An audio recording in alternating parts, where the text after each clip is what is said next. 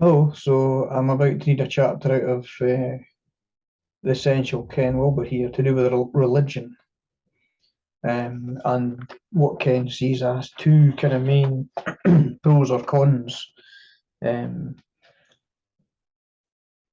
of religion and how he sees, and I agree with him, um, what religion has been doing uh, over the years. So I'm not going to particularly try to engage with yourself here. It's mostly about me reading this. So um, hopefully you'll stick with it. So the chapter's, it's not that long. It's called Translation versus Transformation. So that's the two things that religion tends to do in society. In a series of books, for example, A Sociable God, Up from Eden, and The Eye of Spirit, I have tried to show that religion itself has always performed two very important but very different functions. One, it acts as a way of creating meaning for the separate self. It offers myths and stories and narratives and rituals and revivals that, taken together, help the separate self make sense of and endure the slings and arrows of outrageous fortune.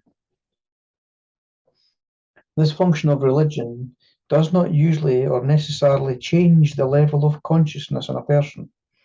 It does not deliver radical transformation, nor does it deliver a shattering liberation from the separate self altogether. Rather, it consoles the self, fortifies the self, defends the self, promotes the self, all small s. So it's more like ego level self.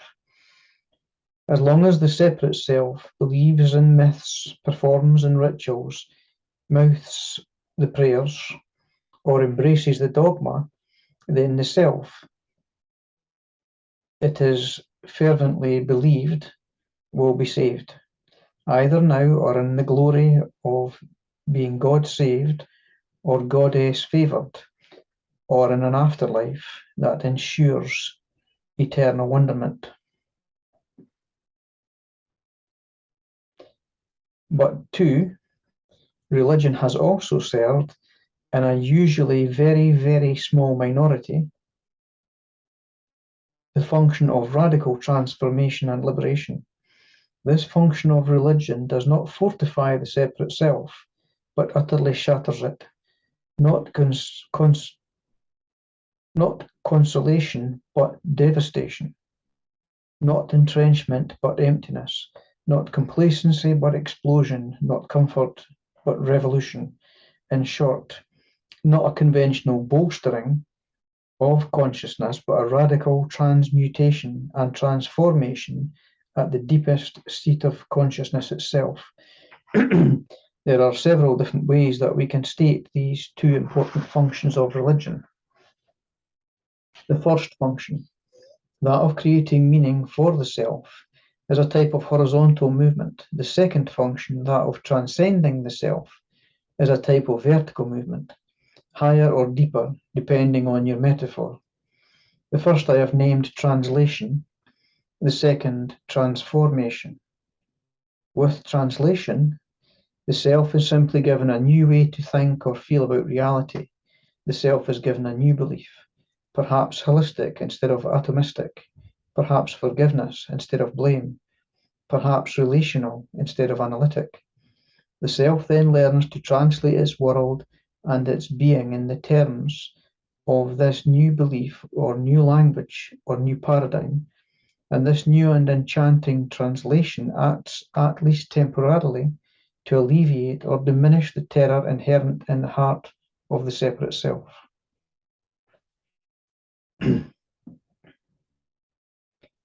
But with transformation, the very process of translation itself is challenged, witnessed, undermined, and eventually dismantled. With typical translation, the self, or subject, is given a new way to think about the world, or objects. But with radical transformation, the self itself is inquired into, looked into, grabbed by its throat, and literally throttled to death. Put in one last way, the horizontal translation, which is by far the most prevalent, widespread, and widely shared function of religion. The self is, at least temporarily, made happy in its grasping, made content in its enslavement, made complacent in the face of the screaming terror that is in fact its innermost condition.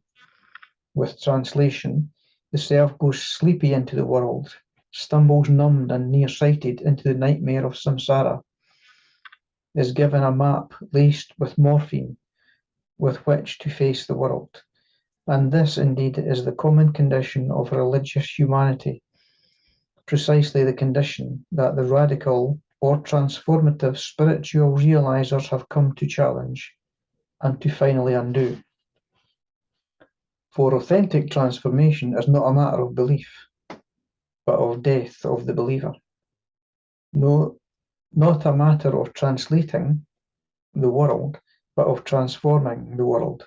Not a matter of finding solace, but of finding infinity on the other side of death. The self is not made content, the self is made toast. Now, although I have obviously been favouring transformation and belittling translation, the fact is that on the whole, both of these functions are incredibly important and altogether indispensable. Individuals are not, for the most part, born enlightened. They are born in a world of sin and suffering, hope and fear, desire and despair. They are born as a self ready and eager to contract, a self rife with hunger, thirst, tears, and terror, and they begin quite early on to learn various ways to translate their world, to make sense of it, to give meaning to it, and to defend themselves against the terror and the torture never lurking far beneath the happy surface of the separate self. And as much as we, as you and I, might wish to transcend mere translation and find an authentic transformation, nonetheless, transformation itself is an absolutely necessary and crucial function for the greater part of our lives. Those who cannot translate adequately, with a fair amount of integrity and accuracy, will fall quickly into severe neurosis or even psychosis. The world creates to make sense. The boundaries between the self and the world are not transcended, but instead begin to crumble. This is not breakthrough, but breakdown, not transcendence, but disaster. But at some point in our maturation process, translation itself, no matter how adequate or confident, simply ceases to console. No new beliefs, no new paradigm, no new myths, no new ideas will staunch the encroaching anguish.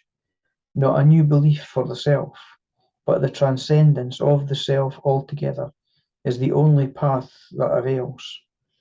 Still, the number of individuals who are ready for such a path is, always has been, and always likely will be, a very small minority. For most people, any sort of religious belief will fall instead into the category of consolation.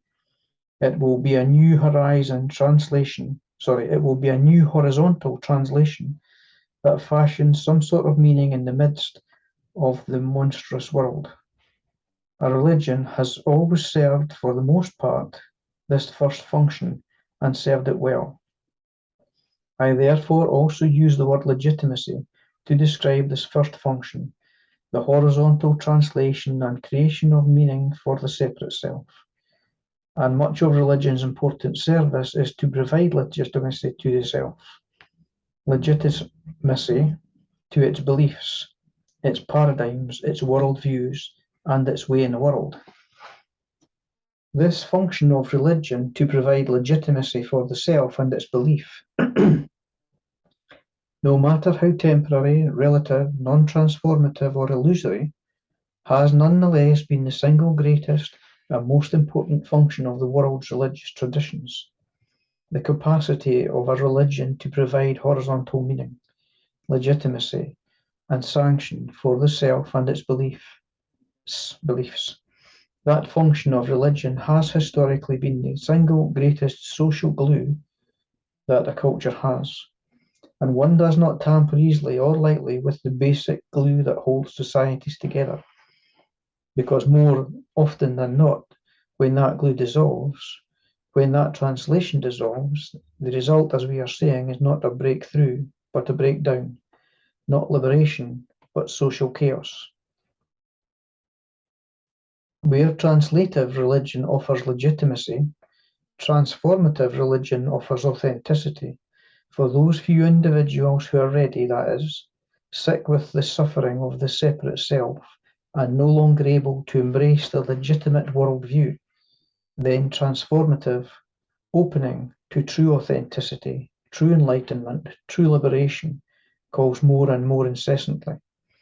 And depending upon your capacity for suffering, you will sooner or later answer the call of authenticity, of transformation, of liberation, on the lost horizon of infinity.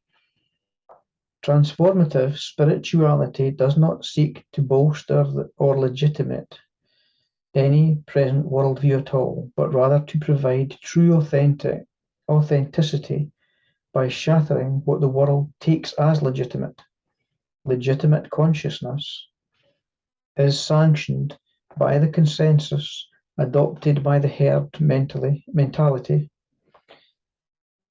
embraced by the culture and the counter-culture both, promoted by the separate self as the way to make sense of this world. But authentic consciousness quickly shakes all of that off its back and settles instead into a glance that sees only a radiant infinity in the heart of all souls and breathes into its lungs only the atmosphere of an eternity too simple to believe. Transformative spirituality, authentic spirituality, is therefore revolutionary. It does not legitimate the world, it breaks the world. It does not console the world, it shatters it. And it does not render the self content, it renders it undone.